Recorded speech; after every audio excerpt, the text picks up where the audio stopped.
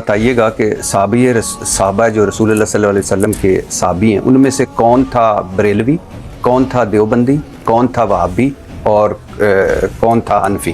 ہم تو صرف یہ جانتے ہیں کہ صحابہ کرام رضوان اللہ علیہ مجمعین کے نزدیک کتاب اللہ اور سنت رسول اللہ صلی اللہ علیہ وسلم حجت تھی اور اسی کے ذریعے معاملات کو کنکلوڈ کیا کرتے تھے. انہوں نے اپنے لیے ایسی صفات استعمال کرنا، سر یہ میں بھی جانتا میں آپ کو یہ آپ کے عرض کر لگا، انہوں نے اپنے لیے ایسے نام استعمال نہیں کیے اور کیسے کر سکتے تھے؟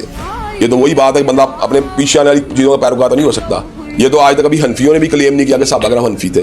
یہ تو آج تک کبھی شافیوں نے بھی کلیم نہیں کیا کہ وہ صحابہ کرام شافی تھے. یہ کسی نے آج تک کلیم نہیں کیا. صحابہ کرام یہ نہیں تھے تو ہم یہ کیوں ہیں؟ ہم یہ میں آپ کو یہ میں نے پہلے عرض آپ کے سامنے رکھی ہے بات کی کہ صحابہ کرام کا جو دین سمجھنے کا طریقہ تھا وہی طریقہ ہمارا ہونا چاہیے. تو ہاں وہی ہونا چاہیے ہمارا. تو آپ سمجھتے ہیں کہ یہ فرقے نہیں ہونے چاہیے؟ ظاہری بات اتنی فرقہ واریت کم سے کم ہوتا ہی بہتر ہے. یہ تو انڈرسٹوڈ بات ہے.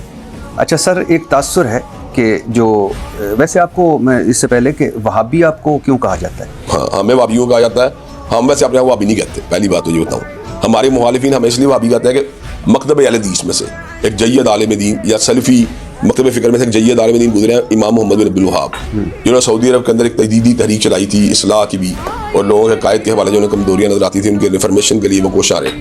لیکن بنیادی طور کے اوپر کیا ان کی تعلیمات ہیں جن کو لے کے ہم چلتے ہیں تو یہ بات درست نہیں ہے. لیکن یہ ان کی تعلیمات لے کے چلتے ہیں یہ بات درست نہیں ہے.